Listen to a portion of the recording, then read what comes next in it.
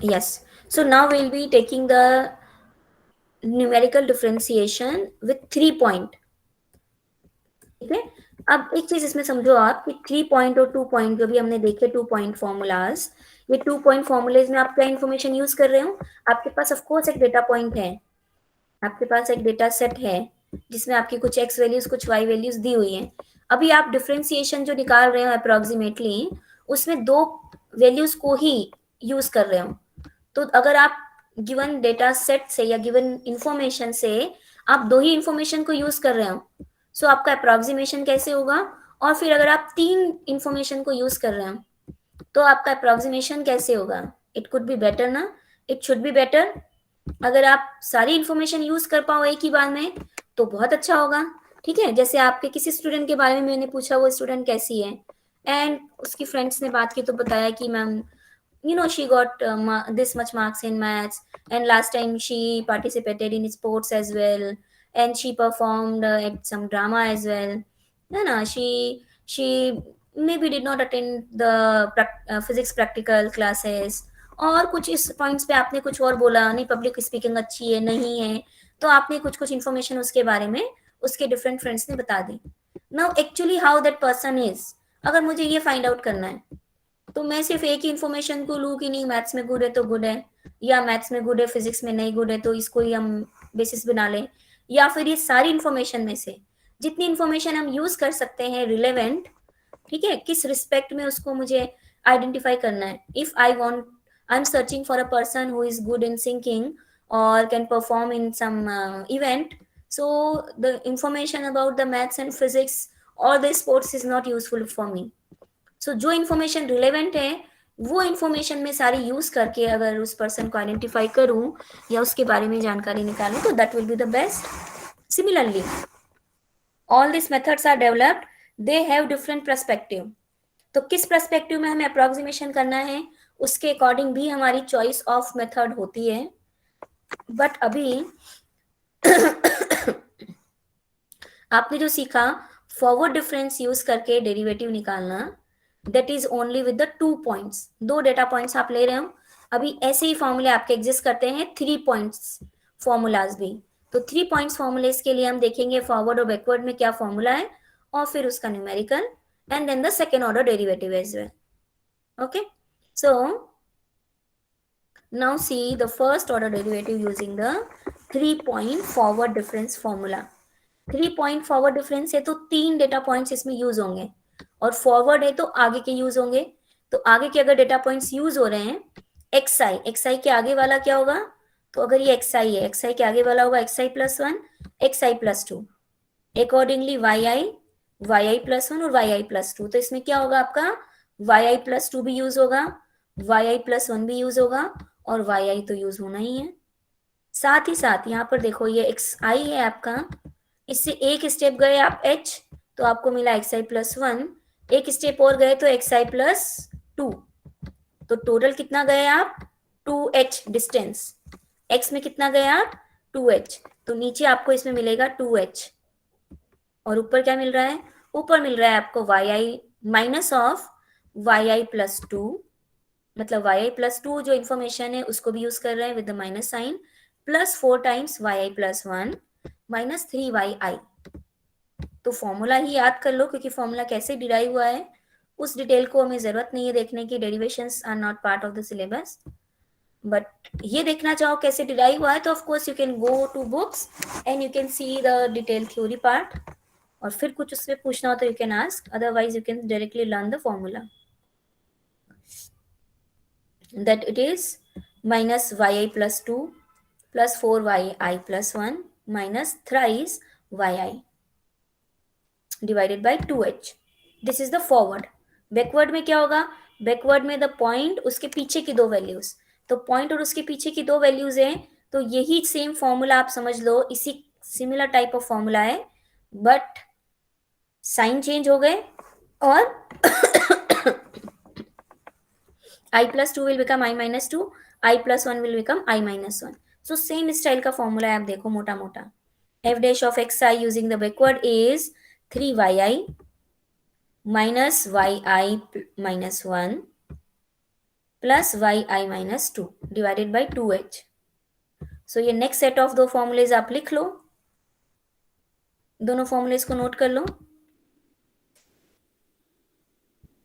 अगर आपसे बोला स्पेसिफिकली क्वेश्चन दिया आपको कि आपको 3 पॉइंट यूज करके ही, 3 point forward difference formula use करके ही डेरिवेटिव निकालना है, then only you will be using it. Otherwise आपको अगर कुछ नहीं लिखा और सिर्फ लिखा हुआ है कि फर्स्ट ऑर्डर डेरिवेटिव निकालो, so then it's good enough if you find out using the 2 point formula as well.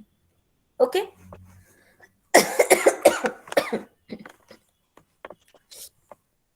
But अगर बाय नेम ही पूछ लिया 3 पॉइंट फॉरवर्ड या बैकवर्ड डिफरेंस फॉर्मूला, तब तो इसको अप्लाई करना होगा।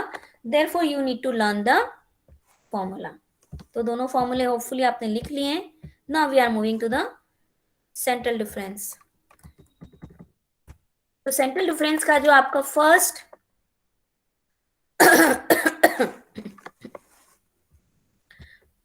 आपका जो सेकेंड डेरिवेटिव है, सेकेंड डेरिवेटिव आपको सिर्फ सेंट्रल डिफरेंस से ही है, ठीक है। वो फर्स्ट डेरिवेटिव या सेकेंड डेरिवेटिव से नहीं है, वो फॉरवर्ड और बैकवर्ड डिफरेंस फॉर्मूला से नहीं है। सेकेंड डेरिवेटिव जो है आपका सेंट्रल डिफरेंस फॉर्मूले से ही है। सो सेकेंड डेरिवेटिव निकालने के लिए आपके पास से बस एक फॉर्मूला रहेगा। तो आप पहले तो याद करो कि जो आपका फर्स्ट डेरिवेटिव है वो सेंट्रल डिफरेंस से कैसे निकला था, एक आगे की वैल्यू एक पीछे की value divided by x I plus one minus x I minus one. अब एक्स आई प्लस वन और एक्स आई माइनस वन के बीच में कितना डिफरेंस था, 2h। तो यहाँ पे आ गया आपका 2h, या 2h को बाहर लिख दो। So this become your formula for first order derivative using the central difference. अब सेंट्रल डिफरेंस का सेकेंड ऑर्डर डेरिवेटिव क्या निकलेगा? So second order derivative using the central difference formula is y double dash x approximately equal to, because these are the approximations, so we will always write this as approximately equal.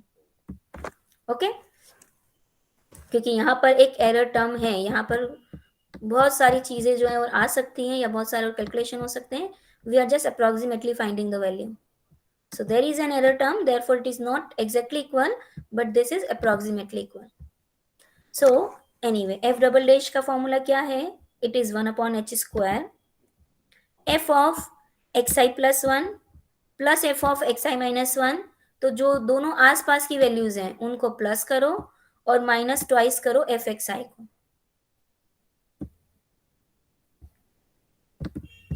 This is f double dash formula, f xi plus 1 f xi minus 1 minus of 2 times f of xi, और divide क्या हो रहा है, h square. तो अब हम देखते हैं सेकेंड ऑर्डर डेरिवेटिव, ठीक है। सेम अभी जो हमने देखी है values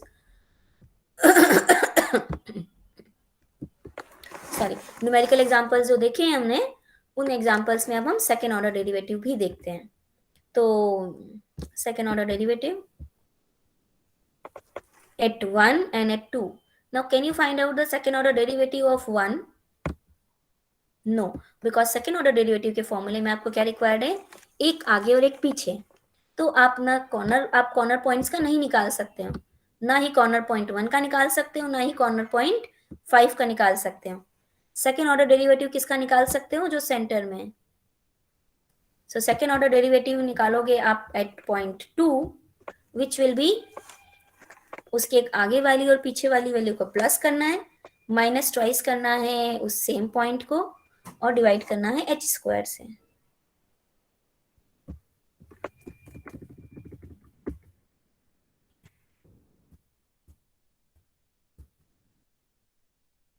The second order derivative at 1 cannot be found, not t but cannot be calculated. Okay, at 2 it will be what, 1/h square, h is 1, so h square is 1, and f of xi plus 1, so f of xi plus 1 is, देखो अब ध्यान से,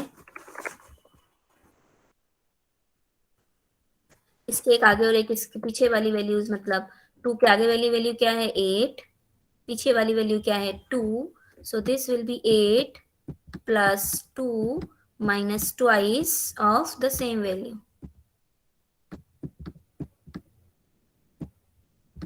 divided by h square, h कितना है 1, 1 का square.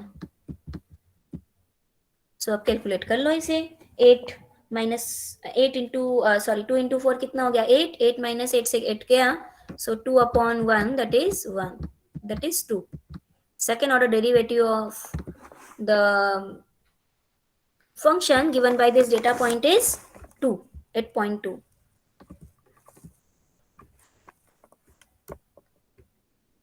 So this is 2. अब इस question में पहले देखते हैं एफ डबल डैश और फिर 3 पॉइंट वाले देख लेंगे इसके बाद, ठीक है। सो एफ डबल डैश क्या होगा, F double dash at 1, 1 is in the center, yes we can find out the value. So अगर कुछ नहीं बोला है ना आपको कि यूजिंग फॉरवर्ड बैकवर्ड, और अगर बीच की वैल्यू दी हुई है तो आप सेंट्रल फॉर्मूला ही लगाओगे। अगर कॉर्नर पॉइंट्स दिए हुए हैं तो आपको यहाँ इस कॉर्नर के लिए फॉरवर्ड लगाना होगा, इस कॉर्नर के लिए बैकवर्ड लगाना होगा। अदरवाइज जब लिखा है बाय नेम कि ऐसा करो तब तो आपको वो करना है। अगर नहीं लिखा है कुछ भी और सिंपल ऐसे क्वेश्चन पूछा है जैसे लिखा हुआ है approximate y dash 1 and y double dash 1, then what you'll do, you will apply the central difference formula. So central difference formula for first order derivative is 1 upon 2h y x plus h minus x minus h। x कितना है, तो 1 के around, 1 के आगे और 1 के पीछे, 1 के आगे है 4, 1 के पीछे है 1, so this is 4 minus 1 divided by 1, 2 भी है इनफैक्ट, तो 2 इंटू 1। और एफ डबल डैश एक्स क्या होगा 1 अपॉन एच स्क्वायर। हर बार जब क्वेश्चन करोगे ना फॉर्मूले जरूर लिखना ताकि फॉर्मूले याद हो जाए। सो एफ डबल डैश या Y double dash of x is 1 upon H square Y x plus H which is 4 plus 1 minus 2 into 2, so 2 into 2 is 4, 4 minus 4 is 1, so 1 upon 1 तो 1। तो अब देख लेते हैं कैसे किया है।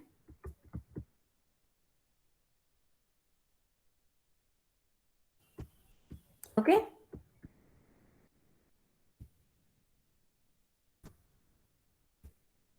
अब इस क्वेश्चन को करके बता दो क्विकली। 4 y dash 4 और y double dash 4, what is the value of y dash 4?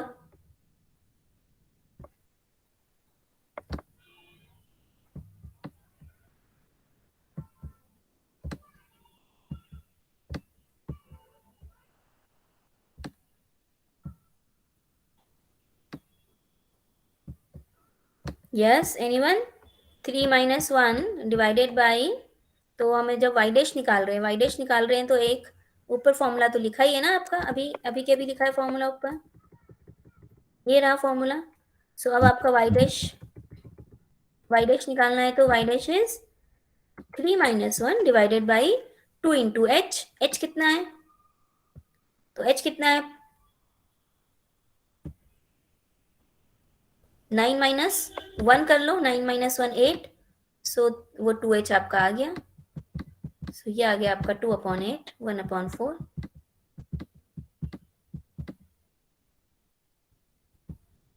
अब आपको करना है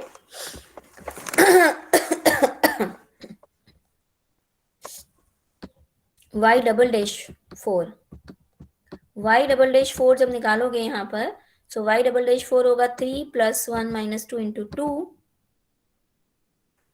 डिवाइडेड बाई h स्क्वायर। तो y डबल डैश 4 क्या हो गया, y डबल डैश 4 तो आपका 0 ही आ गया। ओके Ma'am, हाँ, ma'am, could you please re-explain the y double dash x? the formula or the numerical? Ma'am, formula only because due to network issue, I'm not able to listen you. Okay, so the y double dash is given by central difference formula. अब central difference formula में क्या आ गया, तो आपका जो first difference formula था ना, it was Y x plus H minus Y x minus H. अब क्या करना है, सेकेंड ऑर्डर में क्या करना है, इन दोनों को तो प्लस करना है और माइनस ट्वाइस करना है वाई एक्स, मतलब जो आपकी एक्स की वैल्यू है उसके एक आगे और पीछे वाली वैल्यूज को तो सम करना है और इसको ट्वाइस करके डिफरेंस ले लेना है। फिर बाहर करना है आपको 1 अपॉन एच स्क्वायर। तो h जो है आपका कॉमन डिफरेंस, तो ये फॉर्मूला कब अप्लाई होगा, जबकि कोई कॉमन डिफरेंस हो। अगर कॉमन डिफरेंस नहीं है तब भी ये फॉर्मूला अप्लाई नहीं होगा। ओके, अभी आगे जब हम जो कॉमन इंटीजर में डिफरेंस है वो कौन से नंबर्स के बीच देखना है? x values, always the okay common difference is for the x values, it cannot be and never for the x y values। Okay ma'am. Okay, until unless written specifically, क्योंकि independent जो है ना आपका, उसके बीच में देखना होता है आपको। Okay ma'am. ओके, सो अब देख लेते हैं 3 पॉइंट वाले फॉर्मूले के एक बार न्यूमेरिकल, और उसके बाद में I will be sending you few exercise questions जो आप प्रैक्टिस कर लेना अपनी। तो 3 पॉइंट जो है आपका क्या हो रहा है, minus of Y I plus 2 plus 4 y i+1 minus 3 y i/2h। तो जैसे आपका फर्स्ट क्वेश्चन है, find first and second order derivative. तो फर्स्ट और सेकेंड ऑर्डर डेरिवेटिव के लिए आपके पास में 2 पॉइंट के बाद 3 पॉइंट फॉर्मूला, 3 पॉइंट फॉर्मूला में क्या बन गया, -y2 plus 4y1 minus 3y0 divided by 2h। अब y2 y1 और y0 की वैल्यू रख दो, जो भी कैलकुलेट होके आता है आपको आंसर मिल जाएगा। सिमिलरली y2 का जो फॉर्मूला है इसको बस रिवर्स करना होता है ना। So this is 3y0, I mean y0 के केस में तो आप निकाल भी नहीं सकते हो, आप निकाल सकते हो in case of only the second point. तो इसमें y'2 में आप देखो, y'2 2 इज वेयर,